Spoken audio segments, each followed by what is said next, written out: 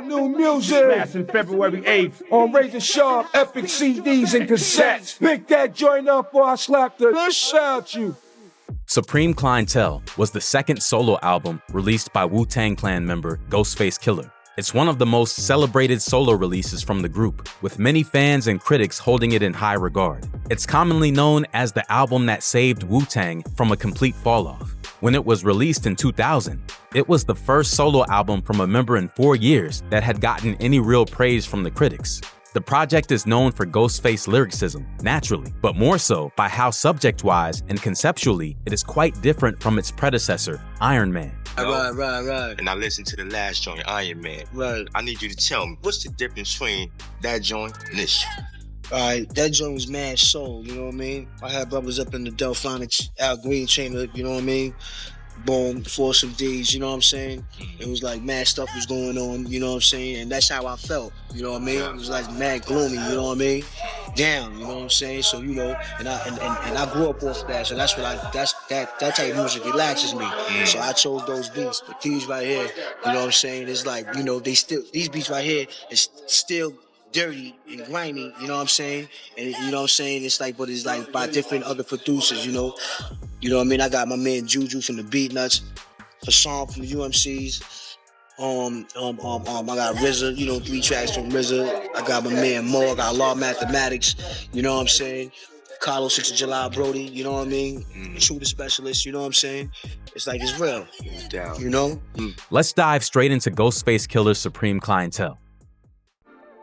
The album's creation. Ghostface Killah's album before this one was called Ironman, and this nickname follows him onto Supreme Clientele. The album opens with a soundbite sample from the 1966 animated series Ironman. Tony Stark makes you feel he's a cool exec with a heart of steel. As Iron Man, all jets aflaze, he's fight can't snipe with repulsor rays. Amazing armor, Yes, Iron Man. a blazing bomber. Yes, Iron Man. And more sound bites from it appear throughout the album. And let's not forget another one of Ghost's nicknames is in fact Tony Stark's. Iron Man, the armor-clad superhero of the free world, may be doomed to die. The recording process for Supreme Clientele was unique because the entire album creation process had to be halted while Ghostface served time at Rikers Island. He served a 4-month sentence, which does not seem long in terms of jail time, but in terms of album process creation, it is quite extensive. Furthermore, Ghost's verse on Buck 50 touches on this situation. The grades on the side of my waves, I grew those on Rikers Island, stressed out, balled up in the cage. As previously stated, Supreme Clientele was completely different conceptually from Ironman. During his visit to Africa with RZA, Ghostface gained a completely different perspective on life, what it means to exist amongst people, and the value of resources. In an interview with The Source, he said, "All this Tommy Hilfiger, Polo, all this they don't give a fuck about none of that in Africa. Everything is the same. But over here, everybody want to be better than the next one. Nah, it's not like that over there. They might be fucked up money-wise, but trust me, them motherfuckers is happy. Them is in harmony because they got each other."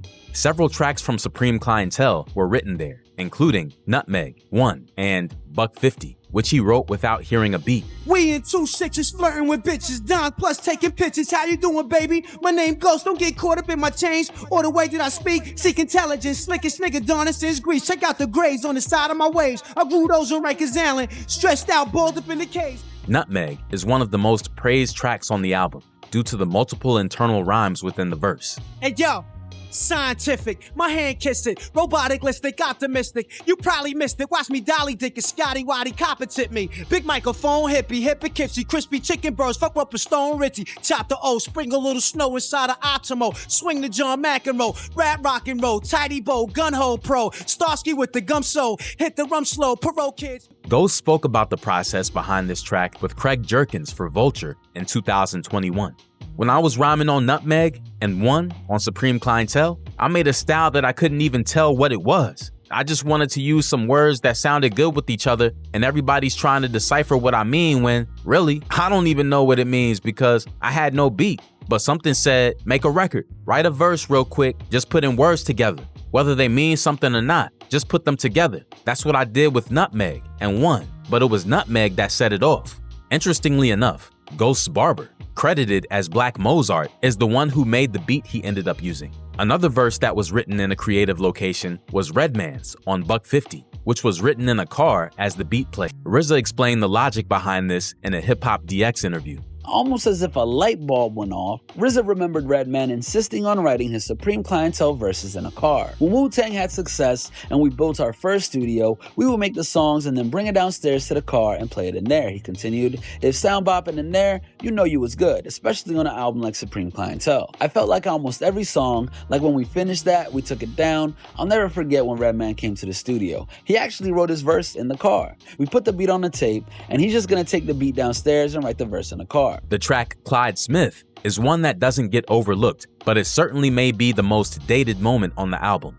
In 1999, 50 Cent dropped the song How to Rob and dropped multiple names in it, one of them being Ghosts and other members of the Wu. I hit the studios, take jewels and leave, catch Ray Ghost and RZA for them funny ass rings. While 50 disses essentially the entire rap game at the time on the track, he does it humorously. Ghost responds with his own comedic stylings as a pitched down Raekwon talks his talk.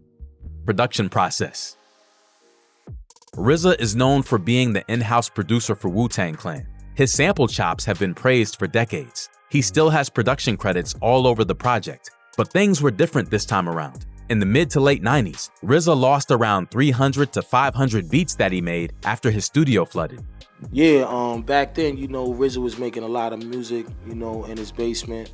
And we took a L to more other joints that we never really got to really went fully, because RZA had a lot of and then he caught a flood in his house. So once the flood happened, it's like he might have lost probably over 500 beats, that was still, some that was worth listening to. This situation was a part of the catalyst that put the Wu in the slump it entered. While it may not have directly affected Supreme Clientele, it makes one wonder what would have happened if the flood never happened.